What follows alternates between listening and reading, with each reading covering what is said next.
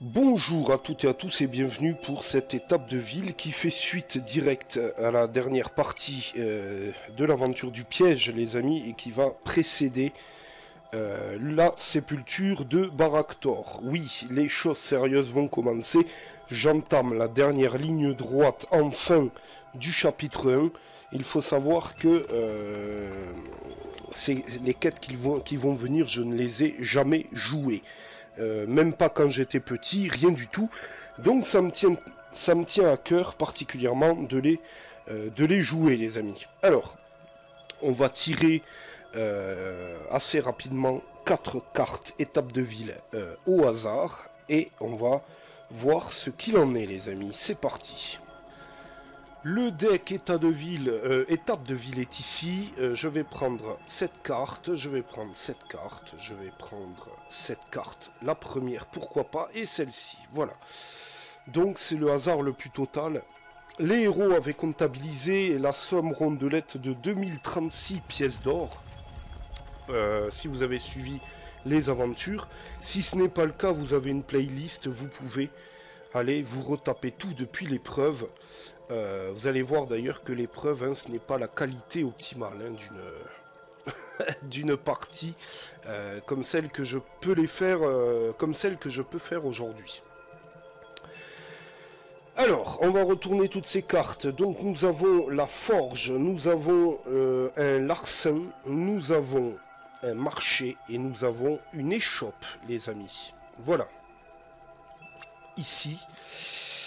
Donc le larcin, on connaît bien cette carte, il faut être en état hors la loi pour pouvoir la résoudre. Et c'est une carte événement, donc il faut s'en occuper en premier. Étant donné que je ne suis pas en état hors la loi, eh bien on va l'écarter immédiatement. Nous reste la forge, le marché et l'échoppe, les amis. Alors... Pour l'échoppe, vous pouvez négocier chaque article en effectuant un test de sociabilité. Vous pouvez vendre vos objets à moitié prix arrondi. Alors ça c'est assez intéressant parce que pour une fois, je pense que je vais pouvoir... Ah non, c'est les objets, c'est même pas les potions. Encore une fois, je l'ai dans l'os, hein, les amis. J'aimerais vendre des potions qui ne me servent à rien, mais malheureusement, je ne vais pas pouvoir avec cette carte. Et d'ailleurs, je n'ai pas d'objet à vendre particulier. J'ai des torches, mais ça c'est très important et elles sont gratuites. À part ça, je n'ai vraiment rien d'autre. Donc, on va écarter les shops, les amis, et il nous reste le marché et la forge. Alors, le marché... on peut toujours donc avec le même système de négociation vendre ou acheter les équipements à moitié prix. On peut piocher 10 cartes équipements et voir ce qu'il est faisable de faire en sachant que le barbare a besoin d'une nouvelle armure. Alors j'espère que l'on va pouvoir tomber sur quelque chose. Et après on ira quand même voir la forge, ça peut être très intéressant les amis. Alors on va s'occuper du marché. Je vais prendre mon deck, mon gros deck équipement. Je vais le séparer en deux et je vais piocher 10 cartes au pif. Alors 5 sur le premier tas. C'est parti. 3, 4, 5 et 5 pour l'autre. Alors, elles sont mélangées normalement, donc 1, 2, 3, 4, 5. Ok les amis, avec ces 10 cartes, on va mettre ça au-dessus. On va retourner.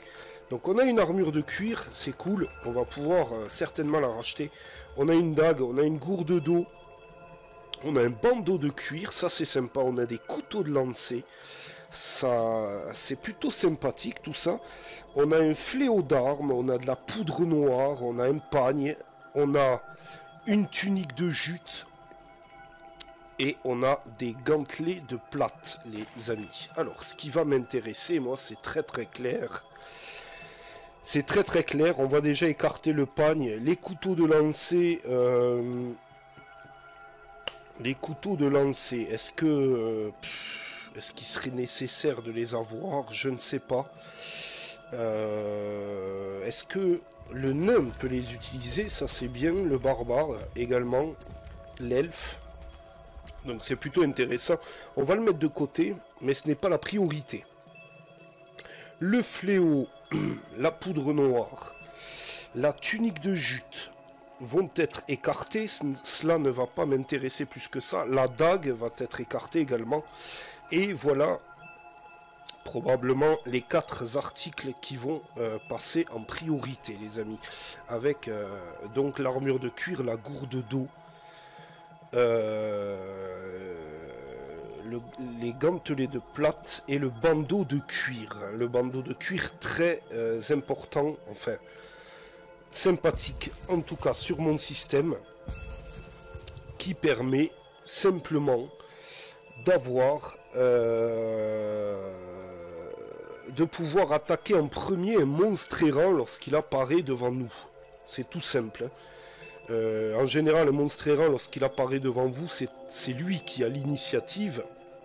Mais si vous arborez un bandeau de cuir sur votre front, eh bien c'est à vous d'attaquer en premier, ce qui vous laisse une chance de tuer ce monstre errant sans qu'il vous pose problème davantage. Les amis, excusez-moi, je suis un petit peu à faune. Ce n'est pas bien grave. Alors, l'armure de cuir, ça c'est sûr. On va la prendre même sans négociation, je pense. Les gantelets de plate, il est possible que l'on les prenne aussi sans négociation. Ça ferait 800 pièces d'or déjà de dépenser. Et je vais prendre, je pense, sans négociation possible, le bandeau de cuir qui est très intéressant également. La gourde d'eau, je ne sais pas vraiment. Je ne sais pas, bon c'est 5 pièces d'or, c'est pas énorme non plus. Ça risque de nous alourdir. Et honnêtement je ne sais pas si on pourrait trouver tomber en état déshydraté jusqu'à la fin du chapitre 1. Ce qui m'étonnerait fortement, je ne sais pas. Donc je me tâte, mais bon, je ne vois pas, je pense pas, hein. Donc je vais l'écarter. Les couteaux de lancer, les amis, les couteaux de lancer à 150 pièces d'or. Nous allons les négocier. Alors, les tests de sociabilité restent les mêmes, hein, donc on utilise un dé blanc malgré le niveau 2, les amis. Donc, en sociabilité, l'elfe paraît être le mieux parce qu'il faut qu'il réalise un crâne en sociabilité. Donc on va tenter déjà de prendre ces couteaux de lancer. C'est parti, donc nous allons dans la chambre du destin voir si l'elfe peut négocier ses couteaux de lancer. C'est parti donc, on va tenter la négoce les amis, et c'est raté. Et c'est raté, l'elfe a 5 points d'esprit.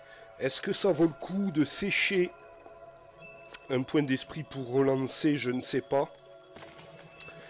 En sachant qu'on ne récupérerait pas ce point d'esprit lors du début de la quête, hein. Donc ça va pas m'enchanter plus que ça, les amis.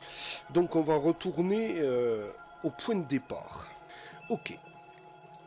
Alors, je ne vais pas attendre plus, comme dit, pour acheter ces 3 éléments. Nous arrivons à la dernière ligne droite de l'aventure. Donc je vais dépenser 1200 pièces d'or pour acheter ces 3 éléments sans les négocier. Je ne voudrais pas qu'elle passe sous mon nez comme ça sans que je ne puisse rien faire. D'autant plus que le barbare n'a plus de couverture sur lui, hein. Donc, on va prendre ces 3 éléments. Le barbare va revêtir donc l'armure de cuir qu'il possédait. On a des gantelets de plate qui pourraient servir à qui? Bonne question. Peut-être au nain. Le nain revêtit les gantelets de plate sous l'écu en acier. Donc il tient désormais un écu en acier. Mais ses mains sont revêtues de gantelets de plate. Donc lui, c'est vraiment un bloc défensif incroyable hein, maintenant. Le bandeau de cuir, on va le donner au barbare. Le bandeau de cuir va être revêtu sur la tête du barbare, les amis. Ok, donc on a la carte marché qui a été résolue. Résolument, les amis, et on a une carte forge ici. Là, il nous faut tirer autant de cartes de type arme que le nombre de héros, plus 1. Allez, donc on va... je vais chercher les cartes et je reviens. Très bien, nous avons donc les cartes de type arme, les amis. Je vais en tirer donc 5, 3, 2, 3, 4 et 5. Voilà, on va retourner tout ça. C'est au pif. C'est au pif. On a une épée bâtarde, on a une épée de fortune, on a une arbalète, une arme de fortune. Et là, on a le Graal, les amis. Hein, la hache d'armes. Alors là, ça peut faire très très mal. Ça peut faire très très mal. Aïe aïe aïe aïe aïe. Alors, est-ce qu'il nous reste assez de pièces d'or pour l'acheter cash, cette arme? Parce que là... Nous ne sommes plus au marché, nous sommes chez les shops. Ce qui veut dire que si nous devions négocier, je ne pourrais pas passer par l'elfe. Et il me faudrait passer par un héros ayant moins de capacité, donc logiquement moins de possibilités pour... moins de chances pour l'obtenir en négociation. Et je crois qu'on va se concentrer exclusivement sur ça, hein, d'ailleurs. Exclusivement sur cette hache. Il me reste 800 pièces d'or, les amis. Je suis en train de regarder à droite et à gauche si je n'ai pas une arme qui traîne et qui ne me servirait pas plus que ça, mais je ne crois pas. Hein. J'ai une épée fine pour l'enchanteur. Mais elle peut lui servir, hein, donc on ne va pas jouer plus que ça. Ce que je vais faire, les amis, je vais revendre le fouet de l'elfe qui ne jouera plus qu'avec son arc, ici. On va le revendre cash, on va se faire 200 pièces d'or et eh bien je vais utiliser les 1000 pièces d'or restantes pour acheter ceci et l'équiper sur le barbare, les amis. Et il me reste plus du tout de monnaie. C'est terminé. Donc voilà, il faut faire ce qu'il faut. Si, il me reste 36 pièces d'or, excusez-moi. La modique somme de 36 pièces d'or. Donc le barbare équipe la hache d'armes. Et lorsque le nain et le barbare utilisent la hache d'armes, ils peuvent lancer un dé noir de plus pour leur jet de combat. Parce que c'est une arme préférentielle. C'est propre à mon système pour les nouveaux venus. Ce système qui n'est pas exactement le même que celui de Gravaillon, mais qui s'en rapproche très fortement tout de même. Ok les amis, donc on a pu finir cette étape de ville en bonne et due forme. J'ai peint mon sorcier du chaos les amis. Et on va pouvoir commencer la sépulture de Baraktor. Donc restez bien sur votre canapé, ouvrez-vous un paquet de chips, une petite boisson, ce que vous voudrez, et nous sommes partis pour la sépulture de Baraktor, les amis.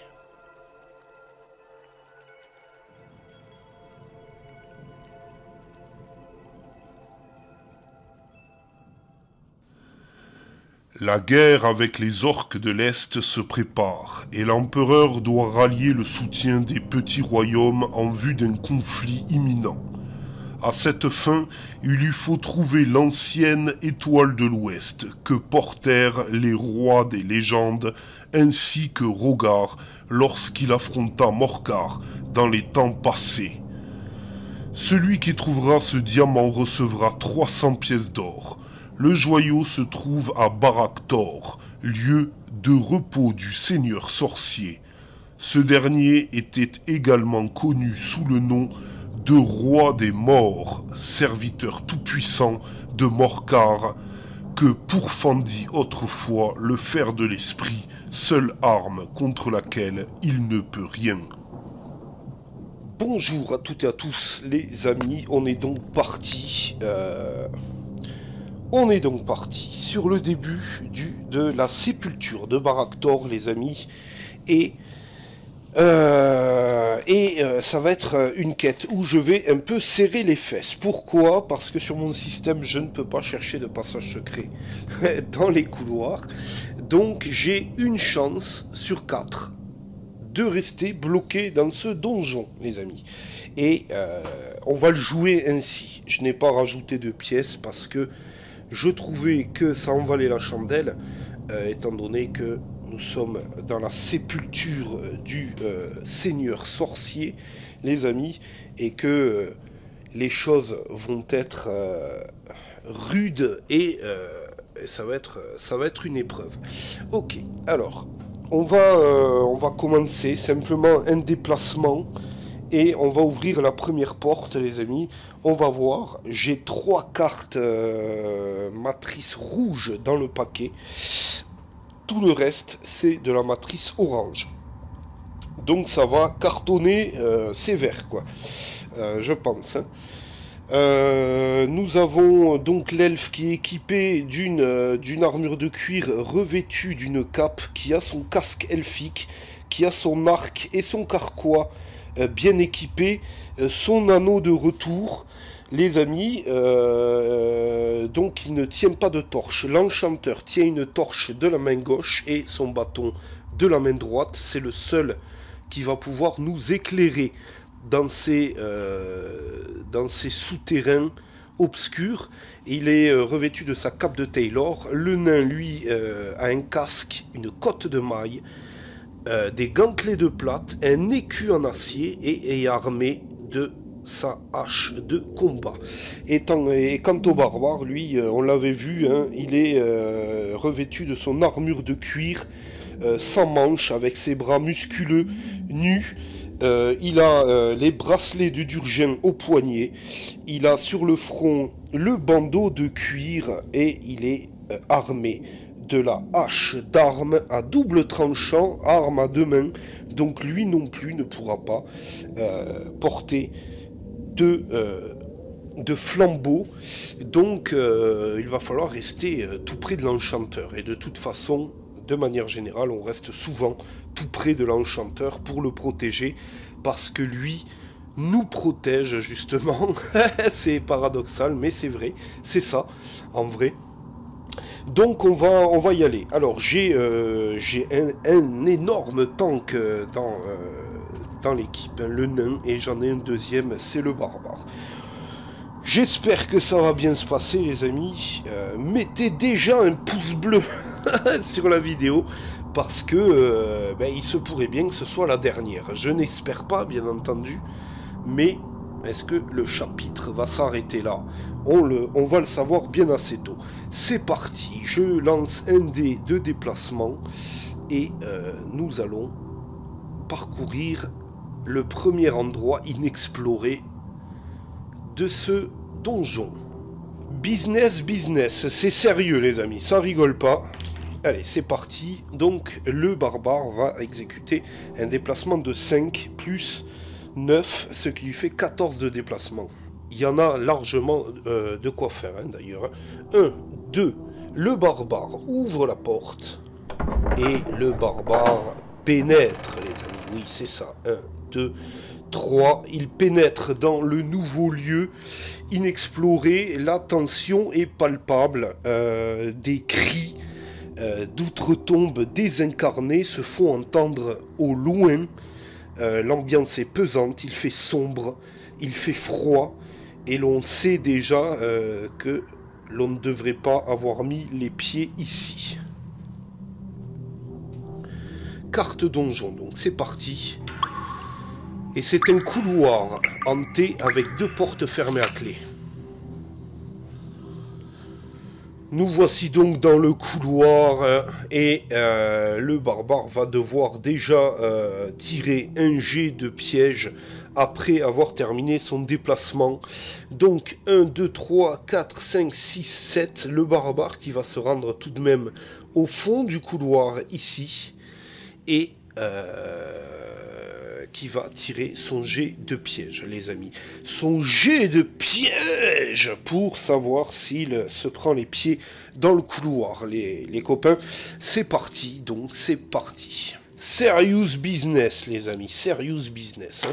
C'est parti. Il ne tombe pas dans un piège, le barbare. Donc, si l'on a besoin de courir dans ce donjon, on ne pourra pas forcément. Hein. En tout cas, le nain, lui, ne peut pas courir, hein, ça c'est sûr. Ça c'est certain.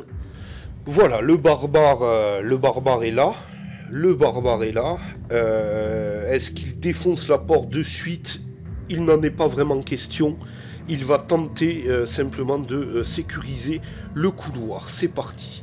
Donc c'est une sécurisation. C'est parti. Le barbare a réussi à sécuriser le premier couloir, donc ça c'est très bien.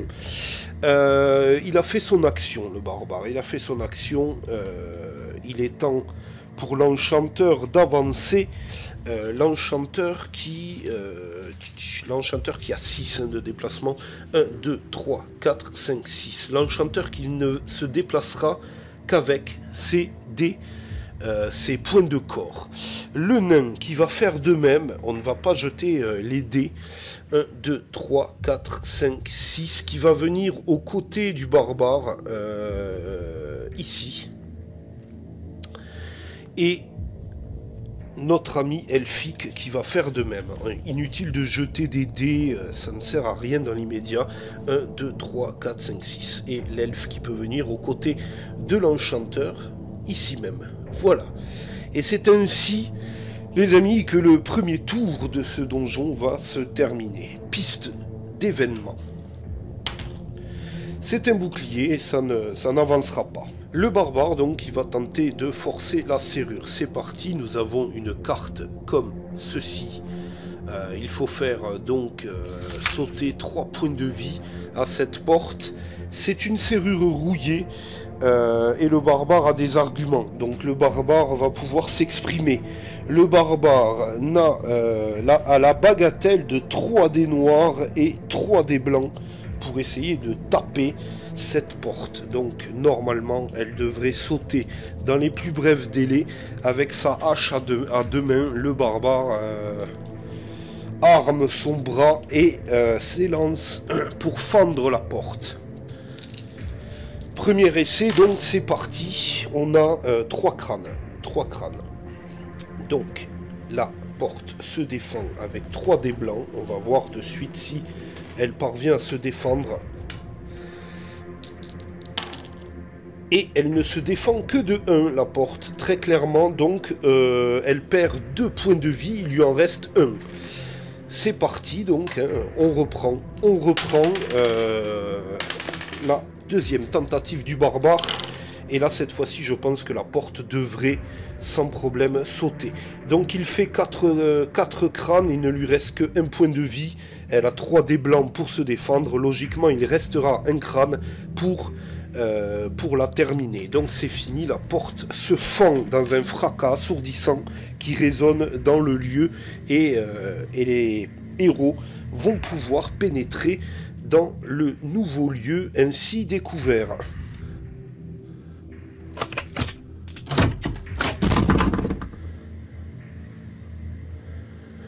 La porte est violemment arrachée, les amis, et le nain a failli la prendre sur la tronche. Et le barbare pénètre de 2. 1, 2, il lui restera donc 7 de déplacement, tout au plus, pour agir. On va tirer une carte matrice, bien entendu.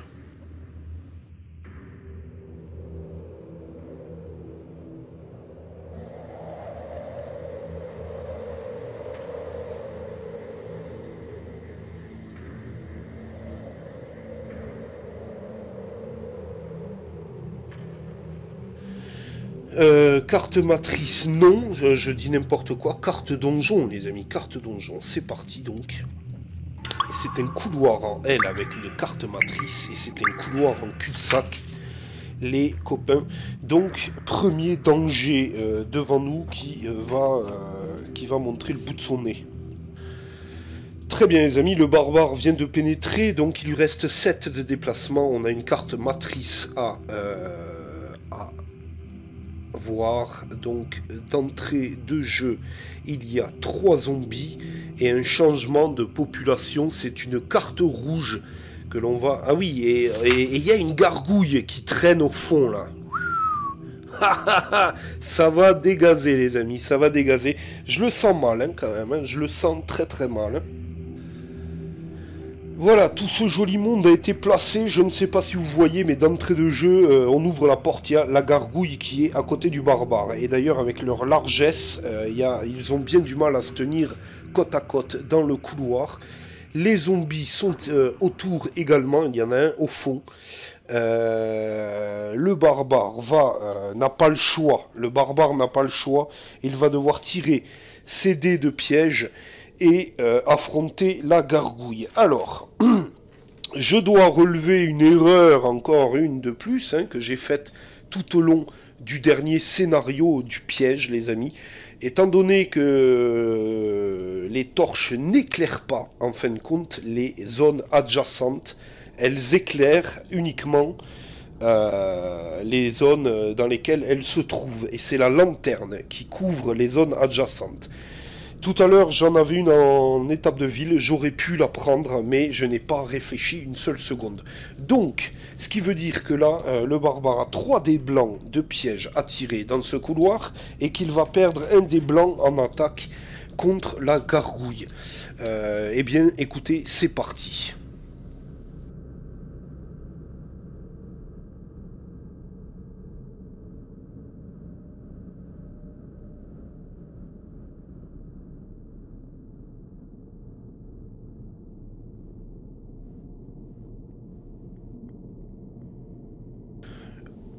Ok, 3 dés blancs, 2 pièges, c'est parti. Bon, mais ça se passe bien, fort heureusement.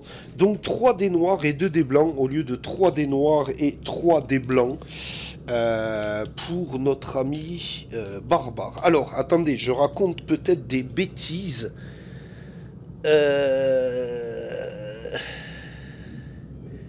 J'ai quand même le bracelet d'Urgin, donc je suis à 4 dés blancs, les amis.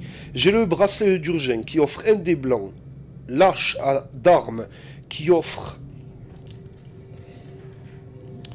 2 dés blancs, 2 dés noirs, et il a un dé noir et un dé blanc d'origine. Donc on est à 4 dés blancs et 3 dés noirs. Donc on a quand même 3 dés blancs et 3 dés noirs, les amis. C'est parti. Le barbare qui va tenter de faire chuter la gargouille le plus rapidement possible. Donc, on est à 3 crânes uniquement. La gargouille qui se défend de 4 et qui a 4 points de vie. C'est parti. C'est parti, défense de la gargouille. Qui se défend de 1, donc elle tombe à 2 points de vie, la gargouille. Elle tombe à 2 points de vie, la gargouille. La scène est quand même extrêmement serrée, les copains. Alors on va faire pénétrer, le nain va suffisamment avoir de place sur le pas de la porte. Le nain 1, 2 qui est sur le pas de la porte et lui qui est éclairé, hein, puisqu'il est encore dans la même pièce que celle de l'enchanteur étant sur le pas de la porte. Et bien sûr, inutile de vous dire que le nain va frapper fort contre la gargouille. Évidemment, on va tenter de la faire chuter. 2 dés blancs, 1 dé noir pour le nain. C'est parti. Il va falloir qu'elle meure et rapidement, hein, de toute façon. Donc, qu'est-ce qu'on a? Rien du tout. On a absolument rien du tout. Le nain qui a 3 d'esprit qui tombe à 2 et on va relancer. Il faut absolument supprimer cette gargouille avant même qu'elle n'ait pu bouger Le bout de son aile, c'est parti, un crâne uniquement, avec un 15. On va rester sur ce résultat, il est quand même mieux que l'autre, mais pas tant que ça non plus. Et on va voir, hein, la gargouille qui se défend avec 4, c'est parti. Et il parvient à lui faire sauter un point de vie tout de même, hein, donc elle tombe à 1 point de vie, la gargouille, ce qui est plutôt une bonne nouvelle. Je ne pensais bien sûr pas tomber sur une gargouille d'entrée de jeu, mais écoutez, les choses sont ainsi. L'elfe va juste se mettre devant l'enchanteur pour exécuter son déplacement, et vu qu'il est équipé de son arc, l'elfe va taper dans le vif. Il va taper dans le vif, les amis, avant même que tout cela ne bouge. Hein. C'est pas compliqué. Donc, 4 dés blancs et 1 dé noir pour l'elfe avec son arc. C'est parti. L'elfe qui décoche. C'est parti. Échec critique. Échec critique, les amis. Le seul pauvre crâne que l'on avait, eh bien, disparaît. Donc l'elfe reste extrêmement agile avec son arc, hein, c'est clair. Hein. Bon, eh bien la gargouille va avoir une attaque gratuite. Les amis. Donc ça c'est... est-ce que c'est une bonne nouvelle ou pas, je ne sais pas. Alors, que l'on soit sur la piste de bas ou de haut, la gargouille, je pense que... Ah, elle peut vouloir le nain en premier, donc on va tirer un jet de ciblage uniquement, voilà, c'est un crâne, donc elle veut le nain. De toute façon, elle voulait le nain. Donc elle va attaquer le nain avec 4 dés blancs, c'est parti. Le nain qui est sur le pas de la porte, et elle réalise 3 crânes. Les amis, de toute façon, elle ne pouvait pas attaquer l'elfe, donc elle attaque le nain. 3 crânes. Le nain, alors qui est, semblerait-il, hein, une véritable machine à se défendre, va tenter de se défendre, bien justement, avec 3 dés blancs, 1 dé violet, 1 dé vert et un 4e dé blanc. Voilà, donc si avec ça on ne parvient pas à se défendre, je ne sais plus quoi faire. C'est parti, réussite critique en haut, ici, avec 1, 2, 3, 4 boucliers, le nain qui parvient largement à se défendre. Ok, ici, les amis, ce serait logiquement à l'enchanteur de jouer. L'enchanteur peut pas faire grand chose, il n'a pas trop de sortilèges d'attaque. L'enchanteur n'a pas tant de sortilèges d'attaque que ça. Il n'en a voire pas du tout, hein, l'enchanteur. Hein. Donc, effectivement, vent vif, déplacez-vous de 6 cases de plus lors de votre prochain déplacement. De plus, vous ne lancez pas de dés de piège pendant ce déplacement. Non, il y a voile de brume, je crois, où il peut traverser des personnes. Cependant, c'est un peu risqué peut-être de le mettre de l'autre côté, hein, du côté des zombards, là, c'est peut-être un peu risqué.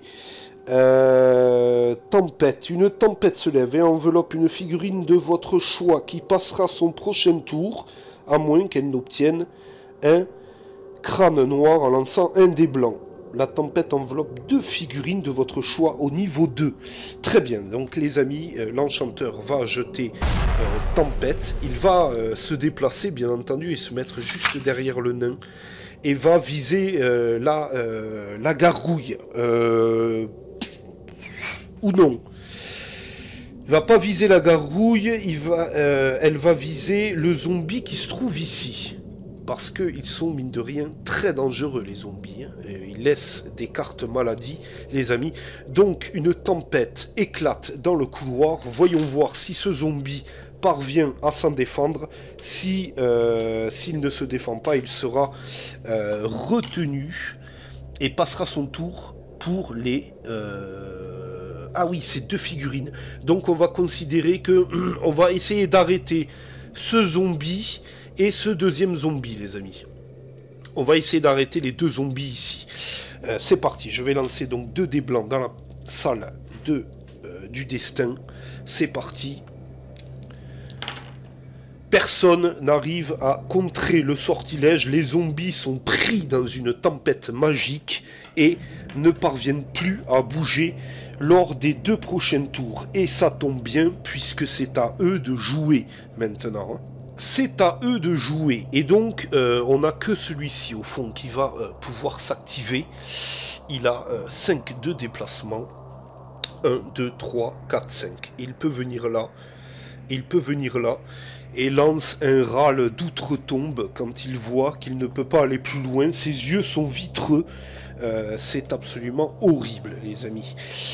On va lancer la piste d'événement et ça va être un nouveau tour. Et cette fois-ci, si on n'élimine pas très vite la gargouille, c'est elle qui s'actionnera. Piste d'événement. C'est parti. Donc c'est un crâne et ça avance d'une case. Très bien.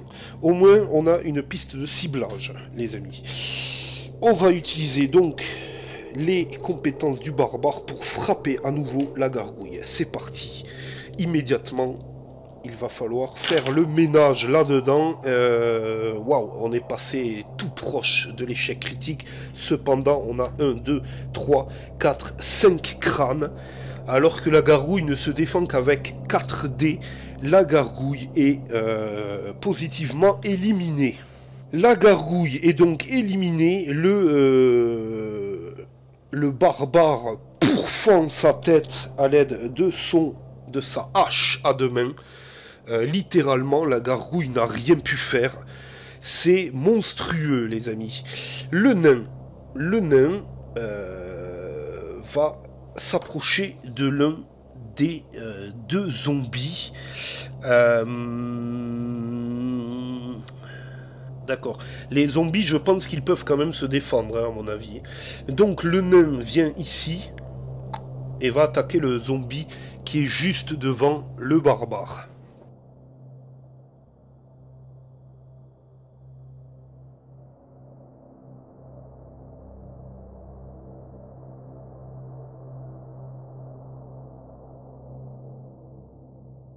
Ok, donc le nain qui va tirer 2 dés de piège et qui va être amputé d'un dé blanc pour avoir avancé dans l'obscurité, bien entendu. Donc c'est parti, 2 dés de piège, il s'en sort bien, tant mieux. On a donc un dé noir et un dé blanc uniquement, puisqu'il est dans l'obscurité. C'est parti. Et le nain qui ne se décide pas à frapper. Le nain qui ne se décide pas à frapper, c'est assez terrible. Ok, très bien. Ok, les amis, donc l'elfe peut passer sur le pas de la porte et va tenter de décocher une flèche avec un échec critique. Et tenter de passer au-dessus du nain. Alors selon les règles, là, c'est comme s'il y avait une table, donc le projectile passe au-dessus, hein. Il n'y a pas de problème. Donc il va essayer de toucher ce zombiaque. Et donc il est éclairé, hein, il est sur le pas de la porte lui, donc on conserve tous les dés d'attaque. Hein. 4 dés blancs, 1 dé noir pour l'ami l'elfe. Allez, mettez vos paris en place, donnez vos billets les amis, échec critique ou pas, on va le savoir de suite. C'est parti. Alors, pas d'échec critique, les amis, pas d'échec critique, cependant, juste un crâne. Donc, c'est pas glorieux, hein. Il décoche sa flèche, mais vraisemblablement, avec l'étroitesse du lieu, je ne sais pas ce qu'il fait. Il ne parvient pas à sortir correctement sa flèche du carquois. Il tape un peu sur les montants du bord de la porte et ne parvient pas à réaliser un geste optimal. Il s'agit quand même d'un elfe, c'est la honte. Donc, défense du zombie qui se défend. Donc, qui se défend. La flèche ne parvient pas à perforer sa chair putréfiée. Ok, donc la flèche part, et elle part, mais pas assez puissamment. Donc elle se plante et tombe au sol. Le zombie ne semble pas sentir quoi que ce soit. malheureusement. Donc, ici, eh bien, il n'y a pas grand-chose de plus à faire. Hein. Le sortilège tempête est encore actif. Les zombies qui devaient s'activer ne s'activent pas pour leur premier tour. Non, c'est le deuxième tour, là. Hein. C'est le deuxième tour d'activation qui va passer à l'as, les amis. On va donc tirer un dé pour la piste d'événement. On va tenter de récupérer ce sortilège avec l'enchanteur. Et puis, non, quand ça sera son tour, on va faire ça. Mais on va le faire de suite parce que c'est le tour des héros, finalement, puisque les zombies passent leur tour. Donc, piste d'événement. Piste d'événement, les amis, c'est un crâne noir, ça avance, et c'est exactement le résultat qu'il faudrait que je fasse maintenant pour récupérer le sortilège tempête avec l'enchanteur. C'est parti. Et non, ça ne passe pas. Ça ne passe pas. C'est vrai que ce sortilège est quand même assez précieux, je ne vous le cache pas. Il a quand même bien foutu le bordel. Donc on va tomber... je crois qu'on tombe à 5 points d'esprit. Voilà, c'est ça, on tombe à 5 points d'esprit. On va retenter notre chance. C'est parti. Oui, c'est bien cela. Donc nous récupérons Tempête, les amis. Tempête. Et le barbare va tenter de fracasser le crâne du zombie qui est devant lui. C'est parti, les amis, c'est parti. Donc le tour de l'enchanteur est terminé. C'est parti avec 2 crânes uniquement. C'est pas joli. Hein.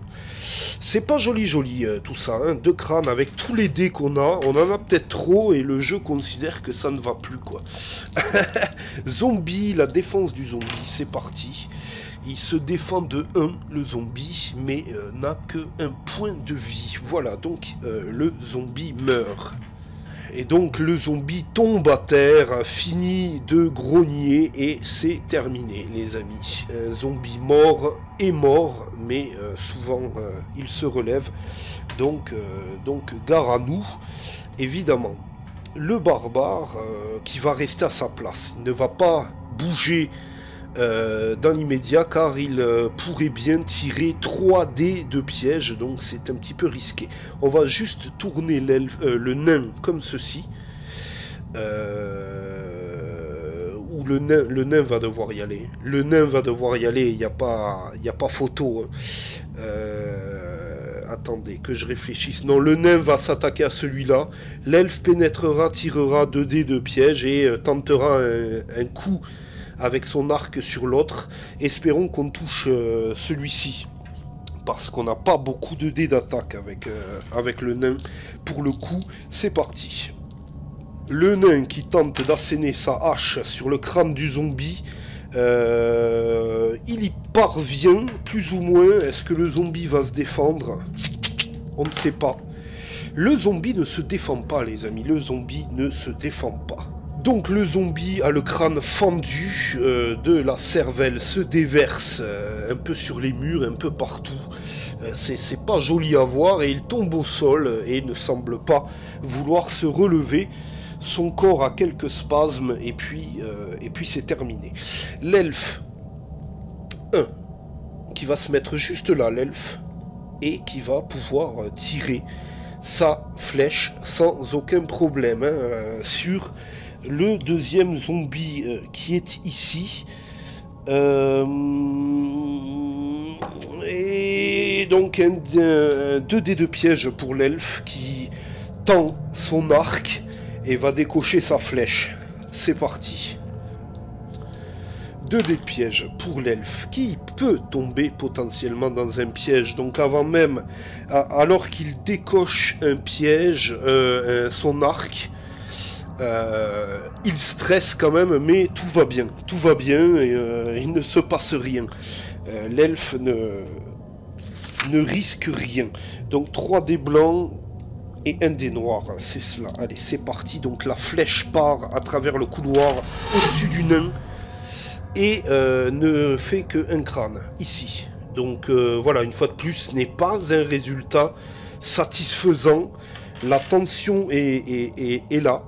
Il n'y a pas à dire. Défense et le zombie qui se défend. Il parvient à faire un déplacement hasardeux dû à ces spasmes morphologiques d'outre-tombe, et la flèche lui déchire un peu l'épaule, mais ça ne lui fait strictement rien du tout. Ces créatures-là, il faut leur couper la tête, les amis. Donc tout le monde vient de jouer, et c'est un zombie qui va pouvoir s'actionner, les amis. C'est fini, il n'est plus sous le coup de la tempête. Le zombie va s'actionner. Alors, on est sur un crâne noir, piste inférieure, donc il voulait l'elfe qui est derrière, mais il ne peut pas l'atteindre, donc il va aller voir le barbare. Voilà, c'est l'étroitesse, les amis. C'est l'étroitesse, c'est comme ça, c'est les couloirs. Et il y a plus de couloirs que de salles, hein, dans ce scénar, donc voilà quoi. Donc, le zombie avec 2 dés blancs, c'est parti, qui attaque le barbare et qui fait un crâne. Ok, très bien. Le barbare, qui est dans le noir, qui va avoir un dé blanc en moins pour se défendre. Donc il a 2 dés blancs et un dé vert pour se défendre. Il aurait eu un... Non, de toute façon c'est ses résultats. Parce que le bracelet du Durgen, c'est pour attaquer hein, que ça sert. Très bien. Alors que ce serait plus pour se défendre, mais je ne comprends pas très bien d'ailleurs. Ouais. Bon. C'est surtout l'illustration qui montre une défense. Enfin, ce n'est pas bien grave. Allez, c'est parti. Défense du barbare qui parvient à se défendre. Donc c'est excellent. C'est excellent, les amis. Piste d'événement. Piste d'événement, c'est parti, c'est un bouclier, ça ne veut pas avancer, et on va activer le barbare immédiatement. C'est parti, le barbare qui frappe comme une brute, et réussite critique, donc c'est sans appel, 3 crânes, 5 crânes au total, les amis. Le barbare donc qui réussit à réaliser un geste ample, sa hache fend l'air et coupe la tête de ce mort-vivant. La tête roule au sol, le corps tombe dans un bruit sourd, c'est terminé. Enfin, c'est terminé parce que vraisemblablement c'était quand même du costaud. Alors, avant de quitter ce couloir, on doit faire jouer donc le nain, l'elfe et l'enchanteur. Donc il y en a un des 3, le nain ou l'elfe, qui va sécuriser le couloir. Parce que ça nous oblige à occasionner des déplacements pour en ressortir. Donc on va tirer une carte piège, c'est le nain qui réalise cette action. Carte piège ici, voilà. Et donc c'est parfait, c'est une sécurisation. Dans les règles, les amis, on enlève le petit jeton ici. Et le nain même qui peut s'offrir un déplacement comme ça, gratuit, avec 8 de déplacement. 1, 2, 3, 4, 5, 6, 7, 8, qui peut revenir dans le couloir et qui se met devant la porte qui est fermée à clé à l'autre bout du couloir. L'elfe. Le barbare qui ne bouge pas puisqu'il a arrêté son action, on ne peut pas le déplacer. Hein. Maintenant, c'est terminé. L'elfe qui fait 6, 1, 2, 3, 4, 5, 6, qui se met juste derrière le nain. Et l'enchanteur qui va venir juste derrière l'elfe. Voilà. Et c'est encore le tour à la piste d'événements, les amis. Ça va très vite, hein, des tours comme ça. Piste d'événements, c'est parti, c'est un crâne. Tous mes dés viennent de tomber par terre. Presque tous mes dés. C'est le bordel, les amis. Voilà, donc la piste a avancé. Nous sommes donc devant la porte. Et nous allons faire un déplacement du barbare. Déplacement du barbare qui a 9, qui est toujours à 9, qui est toujours à 9. 1, 2, 3, 4, 5, 6, 7, qui peut venir ici. Il va donc lui rester 2 de déplacement, le barbare, et qui va s'efforcer de fracasser la porte qui se trouve devant lui, comme d'habitude. Ça change pas. Donc 3 points de vie, 3 points de résistance. Le barbare qui recouvre 4 dés blancs et 3 dés noirs pour s'acharner sur la porte étant donné qu'il est dans un lieu éclairé d'ores et déjà, et le barbare qui va tenter sa chance. C'est parti. C'est parti donc. Qu'est-ce qu'on a? 2 crânes. Rien de plus, hein, rien de plus. 2 crânes pour la première tentative du barbare. La porte se défend avec 3 dés blancs, vous l'avez vu. Les amis, hop, c'est parti, donc elle ne se défend pas, donc bizarrement il ne lui reste qu'un point de vie, et le barbare re-attaque avec sa hache de guerre, c'est parti. Et là, c'est le carton, 1, 2, 3, 4, 5, de toute façon la porte ne pourra pas tenir plus longtemps, c'était une serrure en fer, ce qu'il y a de plus normal, mais elle explose en éclats, hein, les amis. La porte éclate donc sous la pression sauvage du barbare et la puissance de sa hache. Et on va tirer une carte donjon pour découvrir le nouveau lieu ainsi découvert, c'est parti. Et nous avons encore un couloir hanté avec un éboulis et une porte sur l'une des axes de ce couloir. Vous voyez au loin le barbare qui va donc 1-2 pénétrer dans le couloir avec ses 2 de déplacement restants.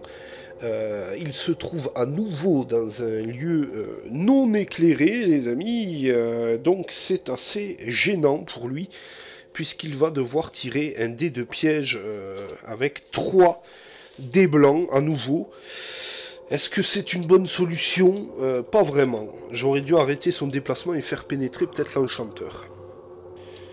Voilà les amis, pièce du destin, c'est peut-être un piège qui attend le barbare. Vous le voyez vous-même, le barbare qui doit se résoudre à tirer une carte piège. Le barbare est-il vraiment tombé dans un piège? Nous allons le savoir de suite. Et non, il ne tombe pas dans un piège, donc c'est fort rassurant. Et le barbare qui va s'octroyer la fouille d'un piège, justement, pour sécuriser. Et donc c'est une sécurisation. Et il n'y a aucun problème. Le couloir est donc sécurisé. Les amis, alors c'est fantastique, le nain est là, le nain va pouvoir faire 1, 2, 3, 4, 5, 6, 7, 8, venir devant la porte ici, et attendre ses petits camarades, alors que la caméra fait des siennes, voilà, merci. L'elfe va approcher. L'elfe va approcher avec 6 de déplacement comme l'enchanteur, c'est parti. 1, 2, 3, 4, 5, 6. L'elfe qui vient ici. Et l'enchanteur, 1, 2, 3, 4, 5, 6 qui vient ici. Juste derrière l'elfe. Voilà les amis. C'est sur ce tour que... c'est sur ces déplacements que va se terminer ce tour. Nous allons tirer une piste d'événements et nous allons ouvrir la prochaine porte, les amis. Piste d'événements, c'est parti. C'est un bouclier. Ça ne veut pas avancer.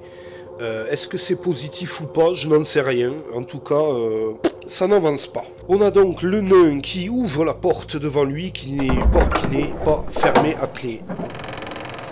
Porte qui s'ouvre, les amis, sur un nouveau lieu inexploré.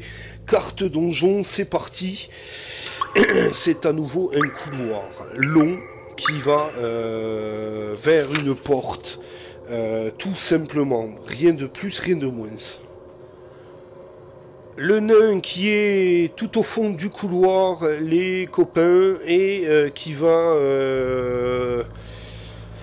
actionner peut-être un déplacement. Non, il ne le fera pas. C'est l'enchanteur. 1, 2, 3, 4, 5, 6. L'enchanteur qui va venir sur le pas de la porte. Donc c'est très bien.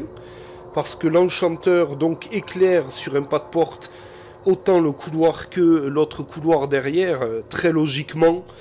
Et c'est le nain, cette fois-ci, qui va pénétrer pour tenter de sécuriser celui-ci avec 8 de déplacement. 1, 2, 3, 4, 5, 6. Le nain qui peut s'arrêter là, par exemple, ce n'est pas un problème. Voilà, le nain qui s'arrête là, c'est parfait. Et qui va tirer son dé de piège, puisque le couloir est d'ores et déjà éclairé, et qui va tenter de sécuriser celui-ci. Dé de piège du nain, alors ça marche, il n'y a aucun problème pour le nain. Le nain qui est toujours à sa place, qui va tirer une carte piège, les amis, afin de sécuriser le couloir, et c'est une sécurisation dans les règles. Alors, j'ai beau mélanger, moi, mes decks, c'est toujours la même chose. Hein. Les dernières cartes sont au fond des decks. Il n'y a rien à faire, hein. C'est incroyable. Ok, donc... Ici, on va juste faire déplacer l'elfe 1, 2, 3, 4, 5, 6 qui va rejoindre le nain dans le couloir. 1, 2, 3, 4, 5, 6, 7, 8, 9 et le barbare qui va venir ici. Et nous avons nos 3 compagnons dans le couloir, les amis. Et c'est ainsi que va se terminer cette première partie. Je vais jeter un dé pour... la piste d'événements et on repartira sur un tout nouveau tour dès la partie 2. Les copains, comme ça on sera propre, nickel. Alors que les choses deviennent très stressantes. Piste d'événements, donc c'est parti, c'est un crâne. Et nous allons tout droit vers le tout premier événement de la partie, les amis. Donc on va voir de quoi il s'agit. Hein. Ok, donc le couloir déjà tombe dans l'obscurité de suite, d'entrée de jeu. Et nous allons découvrir qu'est-ce qu'il en est avec cet événement pour voir, quoi. Ok, alors, événement numéro 5. Un rire machiavélique résonne à travers les couloirs et un bruit sourd retentit. Quelque chose vient de s'écrouler. Placez un jeton ébouli sur une case adjacente à la porte qui mène à la pièce qui contient la case escalier de départ. Celle-ci est condamnée et les héros sont désormais prisonniers de cet endroit. Si un héros se trouve encore dans cette pièce de départ, il y est prisonnier pour le reste de la quête. Il peut cependant décider de sortir du donjon en se plaçant sur la case escalier de départ. Très bien. Donc un ébouli vient fermer la salle de départ, les amis. Rien de plus, rien de moins. Un bruit d'éboulement infernal résonne dans les couloirs, accompagné d'un rire acide, les amis. Et donc voilà, vous comprenez que vous êtes bloqués. Les héros comprennent qu'ils sont bloqués dans ce donjon et qu'il va falloir trouver une sortie. C'est très clair désormais, il va falloir trouver la sortie de ce donjon. Voilà, merci d'avoir regardé cet épisode. Rendez-vous très bientôt pour la partie 2 de la sépulture de Barak-Thor. Et on se retrouve très bientôt. A plus les amis, des bisous.